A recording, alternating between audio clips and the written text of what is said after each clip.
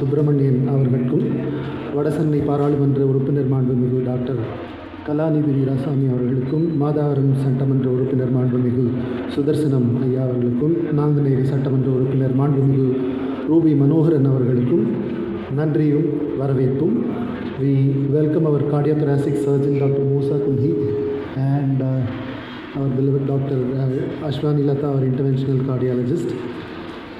எங்களின் நிர்வாகத்தின் சார்பாக வந்துள்ள மருத்துவமனையின் தலைவர், நிர்வாக இயக்குநர்கள், பங்குதாரர்கள், இந்தியன் வங்கி அலுவலர்கள், நலம் விரும்பிகள், நண்பர்கள், எங்களுடைய வெண்டாஸ்,